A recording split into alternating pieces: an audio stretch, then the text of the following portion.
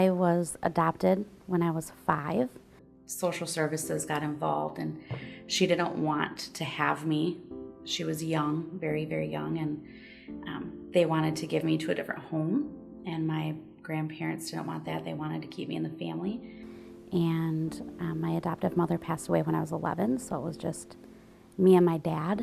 I don't know, every good thing was gone. Those who should have loved you didn't, and those who did died. I was always protective of everything, really. Eric and I started our relationship, and I don't know that I ever really let him into, he knew who I was, he knew who my family was, and we talked, we were honest with one another, but I was very adamant in, this is you, this is me. But this whole idea of marriage kind of freaked me out because, one, they don't last, because either someone's going to leave or someone's going to die.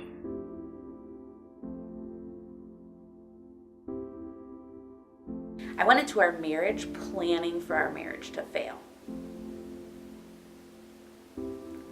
I said wedding vows, never expecting them to last. The whole time he's there saying, Sami, I'm not going anywhere. I married you. Like, we're dating. I married you. I'm still here on your good days, on your bad days. Like, and I'm like, well, one of these days, you're going to leave. You're going to be out. I came here to Alliance for a missions dinner, and it was crazy. Like, everyone was super nice. Not what I was used to. People were actually talking and smiling, and we're sitting at her table, and I'm not even joking. I felt like if I tried to explain how she explained it, I feel like it would be like teaching a kindergartner. I wasn't a kindergartner, but that's exactly what I needed. No, he's not going to leave. Oh, he died, but he was raised from the dead. And it was like this light bulb just went boom. And I was like, that is exactly what I'm looking for. That is exactly what I need. Like, nothing else can fill this void that I've been searching for. I've spent my whole entire life searching for this. So I go home and I'm trying to explain it to my husband, and I'm like, baby, did you know, blah, blah, blah, blah, blah, blah, blah, and this and this and this. And he's like, yeah, great. And I was like, what? You can't know this and not have told me this. Like, are you a Christian? And he's like, well, yeah. And I'm like, what? When did you become a Christian? He's like, well, when I was a kid. Like, I've always known this, Sami. And I'm like, well, why have you been hiding it? Sami, everybody knows this. And I'm like, no, not like this. I could not wrap my head around the idea that you would just be okay with everything if you knew what Christ had done for you. So they have this process. They have questions, they call you. I got a letter. Eric got a phone call.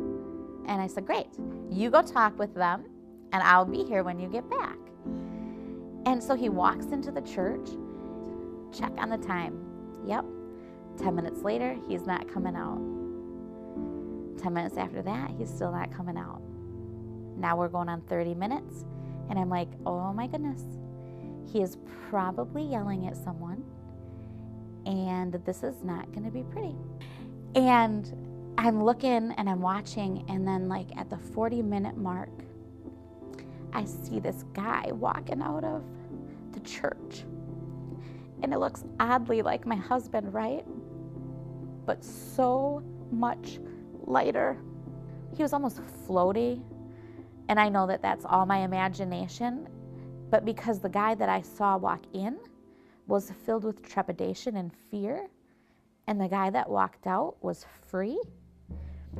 And he got in the Jeep, and I'm like, so what happened? And he's like, I totally had no idea.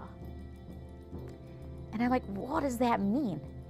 And he's like, I have not always known this. We had no idea what this meant, but we were in it together, whatever that looked like.